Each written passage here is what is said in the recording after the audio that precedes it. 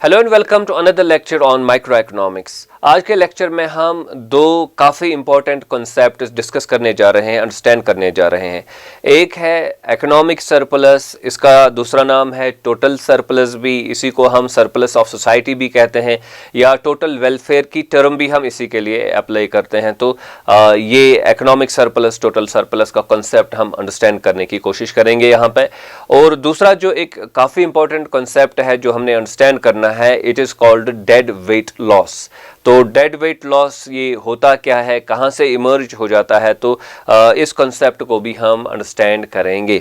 और in the background ये भी हमें पता चलेगा कि जो इकोनॉमिक सरप्लस है या टोटल सरप्लस जो है, इसका वैल्यू मैक्सिमम होता है in case of perfect competition. और जब हम परफेक्ट कंपटीशन से दूर चले जाते हैं तो उस वक्त जो टोटल सरप्लस है या इकोनॉमिक सरप्लस है, इसका वैल्यू कम हो जाता है।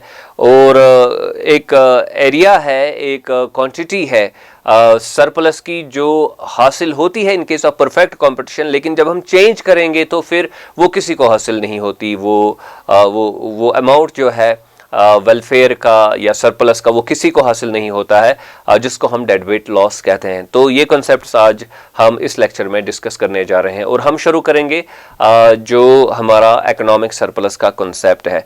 देखिए, ये कॉन्सेप्ट हमारे लिए समझना इसलिए आसान है क्योंकि हमने पहले ही कंज्यूमर सरप्लस और प्रोड्यूसर सरप्लस के जो दो कॉन्सेप्ट्स है, एक को हमने कंज्यूमर बिहेवियर में स्टडी किया, दूसरे को हमने प्रोडक्शन में स्टडी किया। तो इनको पहले ही हमने डिस्कस किया हुआ है, इसलिए ये हमारे लिए समझना आसान भी होगा और हमने ज़्यादा डिटेल्स में नहीं जाना होगा क्योंकि पहले ही हमने ये कॉन्सेप्ट्स डिस्कस किए हैं। तो यहाँ पे हम दिखाएंगे पहले कंज्यूमर सरप्लस, फिर यहाँ पे हम दिखाएंगे प्रोड्यूसर सरप्लस, जो हमने पहले ही डिस्कस किया हुआ है लेकिन थोड़ा सा री इंट्रोड्यूस हम इसको करेंगे। देखिए, बात ये है कि जब एक कंज्यूमर जो है, अगर उसके पास कोई चीज़ ना हो तो पहले यूनिट के लिए वो ज़्यादा पे करने के लिए तैयार होता है, जो हमें मालूम पड़ता है फ्रॉम द डिमांड कर्व। तो वो चीज़ हमने वहाँ पे स्टडी की हुई है। दूसरे यूनिट के लिए वो उससे कम पे करने के लिए तैयार होगा, तीसरे के लिए उससे भी कम पे करने के लिए तैयार होगा। तो अल्टीमेटली क्या होगा कि एक जो मार्केट में प्राइस प्रिवेल होगा तो वो तो उसी क्वांटिटी को बाई करेगा या उसी प्राइस पे बाई करेगा। फिर कितनी उसको क्वांटिटी मिलती है वो दूसरी बात है, लेकिन वो जो मार्केट में प्राइस प्रिवेल होगा उसी के हिसाब से तो वो अपना प्रोडक्ट जो है वो परचेज करेगा। अब देखिए, यहाँ पे हम देखते हैं, फॉर एग्जांपल अगर ये पहला यूनिट है तो ये प्राइस है जो पे करने के लिए तैयार था एक कंज्यूमर यहाँ से यहाँ तक, क्योंकि यही डिमांड करो हमें बताती है, ये इसकी मार्जिनल यूटिलिटी होगी। तो ये दूसरे यूनिट के लिए है, ये तीसरे यूनिट के लिए है, राइट। सिमिलरली आप आगे बढ़ते जाएंगे तो ये डिफरेंट यूनिट्स के लिए जो है वो पे करने के लिए क्या तैयार था एक कंज्यूमर, तो वो अमाउंट हमें बताया यहाँ पे जा रहा है।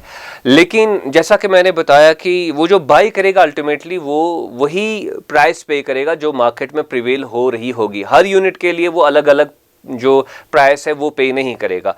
तो फॉर एग्जांपल पहला यूनिट जो है वो यहाँ से इतना अमाउंट प्राइस जो है वो पे नहीं करेगा, बल्कि यहाँ से यहाँ तक ही पे करेगा। दूसरे के लिए यहाँ से यहाँ तक ही पे करेगा। और ये जो प्राइस लाइन के ऊपर का जो एरिया है जो टच करता है हमारी डिमांड को, ये एक एडिशनल बेनिफिट इसलिए हासिल हो रहा है एक जो कंज्यूमर होता है, क्योंकि वो इतना पे करने के लिए तैयार था, अब इतना ही उसको पे करना पड़ रहा है। तो हर किसी यूनिट के लिए हम ऐसे ही सोच सकते हैं। तो ये जो एरिया है यहाँ से यहाँ तक between the demand curve and the price line, ये एक्चुअली हमें बताता है कि कुछ जो कंज्यूमर जो है उसको कुछ एडिशनल एक्चुअली बेनिफिट मिल रहा है, जिसको हम कहते हैं कंज्यूमर सरप्लस। अब इन सब को अगर हम मिलाएंगे तो ओवरऑल बेसिकली ये जो एरिया है यहाँ से यहाँ, ये जो ट्रायंगल है P1, D और E, ये हमारा है consumer surplus. Okay, so this is consumer surplus. अब देखिए कंज्यूमर कितना विलिंग था पे करने के लिए, O, D, E और QX1, राइट, ये पे करने के लिए तैयार था, लेकिन वो पे क्या कर रहा है, O, P1, E और QX इतना ही पे कर रहा है। तो ये हमारा बन रहा है कंज्यूमर सरप्लस। ये प्राइस लाइन के ऊपर है लेकिन डिमांड कर्व के नीचे है, तो ये हमारा है कंज्यूमर सरप्लस। अब आते हैं प्रोड्यूसर सरप्लस पे। अब देखिए क्या है यहाँ पे मामला। यहाँ पे सिचुएशन ये है कि ये यूनिट बेचने के लिए, फॉर एग्जांपल पहला यूनिट बेचने के लिए एक प्रोड्यूसर तैयार था कि मुझे इतना पैसा मिले, यहाँ तक, राइट। इतना प्राइस अगर उसको मिलता तो वो बेच देता, उसको ये उसके लिए ओके था। लेकिन उसको प्राइस मिल रहा है यहाँ तक। अब आप देखिए, यहाँ तक वो तैयार था लेकिन यहाँ तक उसको प्राइस मिल रहा है, तो दैट मीन्स कि ये जो एस से पी तक ये सप्लाई करूं और जो प्राइस लाइन है इसके दरमियान का जो एरिया है, ये हमें बताता है कि प्रोड्यूसर को कुछ एडिशनल बेनिफिट मिल रहा है, ये अमाउंट, राइट। इसी तरह दूसरे यूनिट के लिए फॉर एग्जांपल ये वो ये यहाँ तक वो बेचने के लिए तैयार था, अगर ये प्राइस उसको मिलता तो वो बेच देता, लेकिन यहाँ तक उसको मिल रहा है तो यहाँ से यहाँ तक जो एरिया है, जो डिस्टेंस है, वो उसको एडिशनल बेनिफिट मिल रहा है। तो सिमिलरली आप हर किसी यूनिट के लिए ऐसे ही दिखा सकते हैं, राइट। तो अब हम इसको कंक्लूड करेंगे क्योंकि पहले ही हमने इनको डिस्कस किया हुआ है। तो ये जो एरिया है P1 S और E के दरमियान जो ये ट्रायंगल बन रहा है, ये एक्चुअली है प्रोड्यूसर सरप्लस, क्योंकि ये एडिशनल अमाउंट जो है एक प्रोड्यूसर को मिल रहा है। प्रोड्यूसर तो इस सप्लाई लाइन जो है इसकी है, सप्लाई करो जो है इसकी, उस के मुताबिक बेचने के लिए तैयार था, लेकिन मार्केट में एक जो प्राइस प्रिवेल हो गया, वो उसको उसी के हिसाब से पैसे मिल रहे हैं, इसलिए उसको यहाँ एडिशनल बेनिफिट मिल रहा है। तो ये जो ट्रायंगल है SP1 और E, ये जो है ये प्रोड्यूसर सरप्लस है, और P1 E और D जो है ये कंज्यूमर सरप्लस है। अब हम क्या करेंगे, हम इन दोनों को एक ही जगह पे लाएंगे, और यहाँ पे आप देख सकते हैं ये SE और P1, DE और P1, तो ये दो ट्रायंगल्स है, ये यही बेसिकली ट्रायंगल्स होंगे। बेसिकली क्या होता है कि जब हमारा इक्विलिब्रियम सेट होता है, फॉर एग्जांपल यहाँ पे इक्विलिब्रियम सेट हुआ, ये डिमांड करो है, ये सप्लाई करो है, ये जो इक्विलिब्रियम सेट हुआ इसके मुताबिक ही यहाँ प्राइस कोई होगा और क्वांटिटी यहाँ होगी कोई, अकॉर्डिंग टू इक्विलिब्रियम। लेकिन ये जो एरिया है यहाँ से यहाँ तक और यहाँ से यहाँ तक, ये एक्चुअली एडिशनल बेनिफिट्स हमें दिखाता है, किसका, यहाँ से ऊपर से, प्राइस के ऊपर से हमें दिखाता है प्रोड्यूसर का, सॉरी कंज्यूमर का, और प्राइस के नीचे सप्लाई लाइन तक, सप्लाई करो तक दिखाता है एडिशनल बेनिफिट किसका, जो प्रोड्यूसर हमारा होता है। तो ये है कंज्यूमर सरप्लस और ये ट्रायंगल है प्रोड्यूसर सरप्लस। तो यहाँ पे मैं ट्रायंगल लिखता हूँ P1 D और E, राइट, और यहाँ पे जो ट्रायंगल हमारा है वो है P1 S और E। तो ये है कंज्यूमर सरप्लस, ये है प्रोड्यूसर सरप्लस, ये है कंज्यूमर सरप्लस।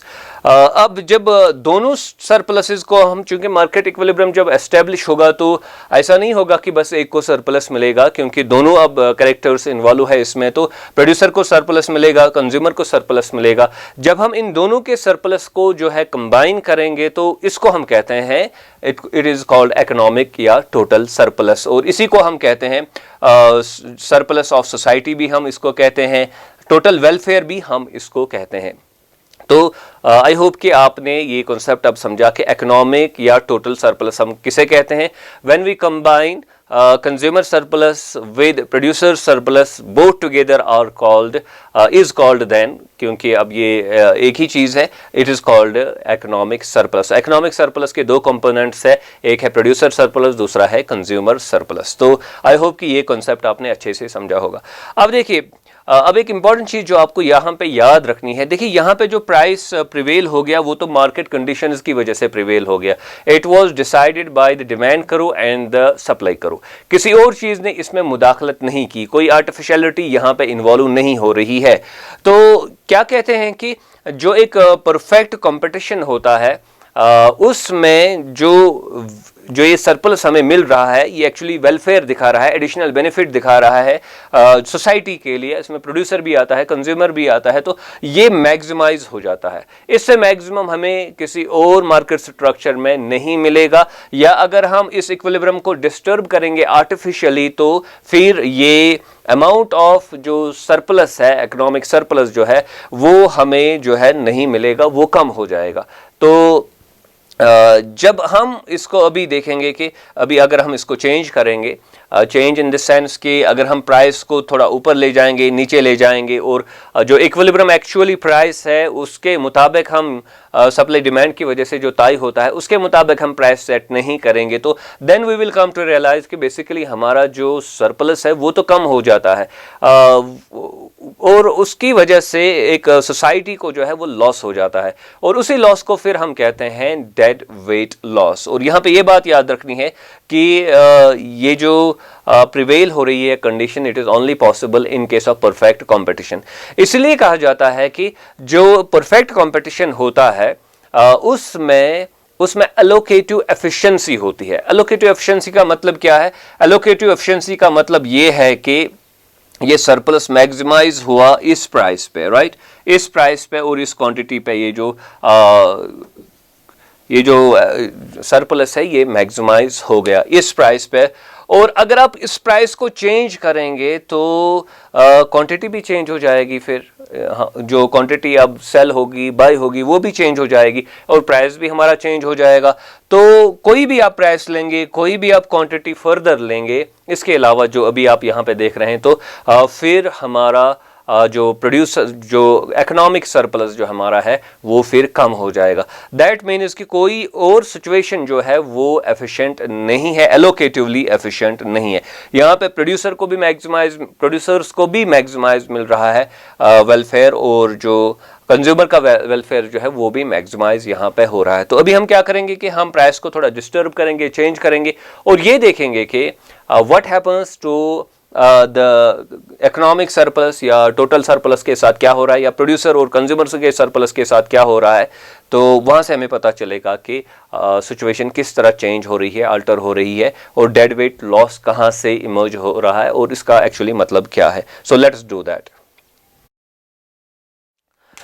तो यहाँ पे अभी हम ये देखेंगे कि हम प्राइस को डिस्टर्ब करेंगे, देखते हैं कि इक्विलिब्रियम या जो क्वांटिटी है उसके साथ क्या हो रहा है, और फिर जो हमारा इकोनॉमिक सरप्लस है उसके साथ क्या हो रहा है। देखिए यहाँ पे इनिशियल कंडीशन ये है कि ये हमारा इक्विलिब्रियम है। अगर हम मार्केट को अलो करेंगे, वो ऑपरेट करेगा अपने हिसाब से, तो ये हमारा इक्विलिब्रियम है, ये इक्विलिब्रियम क्वांटिटी है, ये इक्विलिब्रियम प्राइस यहाँ पे हमारा है। ओके, तो अभी हम क्या करेंगे कि जो इक्विलिब्रियम प्राइस एक्चुअल है उसको हम थोड़ा इरेज करेंगे। तो यहाँ पे मैं इसको इरेज कर रहा हूँ इस तरीके से, ताकि ये दिखने में हमारे लिए कोई दिक्कत पैदा ना करें। Okay, so this is the situation now. अब हमने क्या किया कि हमने P2 लिया यहाँ पे प्राइस। तो अभी अगर हमने P2 प्राइस लिया तो ये डिमांड होगी यहाँ पे, और जब डिमांड इतनी ही होगी तो जाहिर सी बात है कि इससे ज़्यादा तो बेचा अब नहीं जा सकता, क्योंकि हमने आर्टिफिशियली प्राइस को इंक्रीज किया। फॉर एग्जांपल गवर्नमेंट ने जो है वो हायर प्राइस अब इम्पोज किया, या आगे जाके आप देखेंगे कि मोनोपोलिस्टिक कंपटीशन, ओलिगोपोली में तो कुछ इस किस्म की कंडीशंस हम देख रहे हैं। यहाँ पे सिंपल आप समझिए कि गवर्नमेंट ने ये चेंज किया और प्राइस को ऊपर चढ़ाया, राइट, कंपलसरी बनाया कि भाई प्राइस ज़्यादा होना चाहिए। अब हम क्या देख रहे हैं, अब देखिए ये प्राइस यहाँ पे है, ये क्वांटिटी यहाँ पे है, तो इतनी क्वांटिटी अब सेल होगी।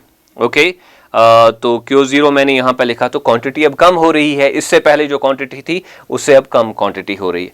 अब देखिए फर्दर क्या हो रहा है यहाँ पे, ये देखिए हम जानते हैं कि ये जो सप्लाई करो और जो हमारी प्राइस करो होगी, उनके दरमियान जो एरिया है वो हमें बताएगा that is actually producer surplus, जैसा कि इससे पहले ही हम जानते हैं। और जो डिमांड करो और प्राइस करो के दरमियान जो एरिया है वो हमें बताता है कि इट इज कंज्यूमर सरप्लस। तो ये हमारा कंज्यूमर सरप्लस है, right, this is consumer surplus and this is producer surplus. अब अगर हम देखेंगे प्रोड्यूसर सरप्लस क्या है, it is equal to S P2 L और M, S P2 L और M। और कंज्यूमर सरप्लस कितना है, consumer surplus is equal to D P2 and L। Okay, तो इससे पहले क्या था, इससे पहले ये डिस्ट्रीब्यूट था इक्वली, यहाँ हमारी प्राइस लाइन थी, यहाँ से यहाँ था कंज्यूमर सरप्लस, यहाँ से नीचे था प्रोड्यूसर सरप्लस। लेकिन अब सिचुएशन कुछ इस तरीके की है। तो अब चूंकि प्रोडक्शन यहीं तक हो रही है, इसलिए ये जो एरिया है ये वाला, राइट, ये जो एरिया है ये बन रहा है हमारा प्रोड्यूसर सरप्लस, यानी कि आप देख रहे हैं कि प्रोड्यूसर सरप्लस में दिख रहा है कि इजाफा हो गया, और जो कंज्यूमर सरप्लस है वो तो यहाँ तक होता या इसका आधा होता, अब उसमें रिडक्शन हो गई, तो ये हमारा कंज्यूमर सरप्लस है। लेकिन तो ये समझ सकते हैं कि जो प्रोड्यूसर जो है, प्रोड्यूसर को एडिशनल बेनिफिट मिल गया, वो हमने छीन लिया, किससे? कंज्यूमर से हमने वो छीन लिया। लेकिन अभी भी जो इससे पहले वाला जो अमाउंट था इकोनॉमिक सरप्लस का, अभी वो मुकम्मल नहीं हो रहा है। क्यों मुकम्मल नहीं हो रहा है? क्योंकि ये एरिया जो है ना वो लेफ्ट आउट हो गया, एल, एम और ई। तो ये जो ट्रायंगल है एल, एम और ई, ये लेफ्ट आउट हो गया। ये लेफ्ट आउट क्यों हो गया? यानी कि ये तो बेनिफिट था, एक वेलफेयर था, एक एडिशनल बेनिफिट था, अब ये नहीं रह गया। क्यों नहीं रह गया? क्योंकि अब इतनी क्वांटिटी बन रही है। तो ये आप ये एक वेलफेयर था, ये एक सरप्लस था, अब ये लॉस हो गया, अब ये लॉस हो गया, और ये बिलावजह नुकसान हम कह सकते हैं इसको हो गया। तो इसी को हम कहते हैं dead weight loss. So this is called dead weight loss. अब ये डेड वेट लॉस है क्या? एक्चुअली डेड वेट लॉस है जब हम प्राइसेस को आर्टिफिशियली चेंज करेंगे, या परफेक्ट कंपटीशन में जो कंडीशंस प्रिवेल होती है इक्विलिब्रियम के लिए, उनको हम डिस्टर्ब करेंगे।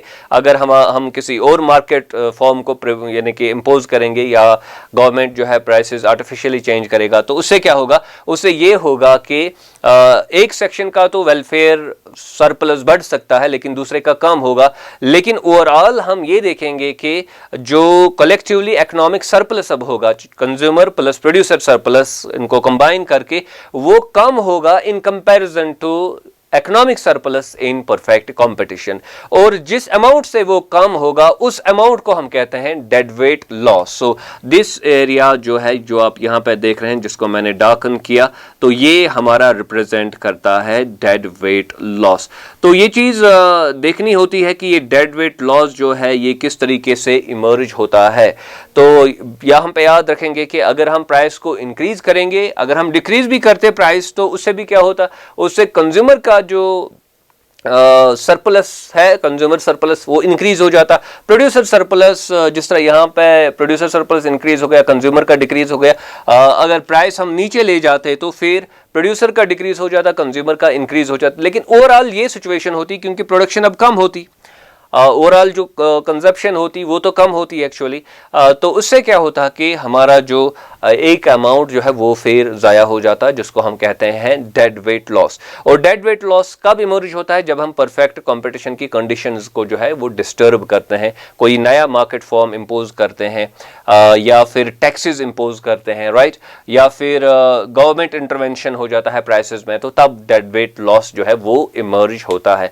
आई होप कि ये जो बेसिक कॉन्सेप्ट है कि टोटल इकोनॉमिक सरप्लस या टोटल सरप्लस या सरप्लस ऑफ सोसाइटी, या फिर इसको हम कहते हैं टोटल वेलफेयर, इसका कॉन्सेप्ट आपने अच्छे से समझा होगा। आपने ये बात समझी कि डेड वेट लॉस हम किसे कहते हैं, और ये किस तरीके से इमर्ज होता है जब हम अपने प्राइसेस को चेंज करते हैं, या किसी और मार्केट फॉर्म में हम चले जाते हैं in comparison to perfect competition. यहाँ पे मैं अपने लेक्चर को कंक्लूड करूँगा। Do subscribe to my YouTube channel Earnest Economics. Thank you very much.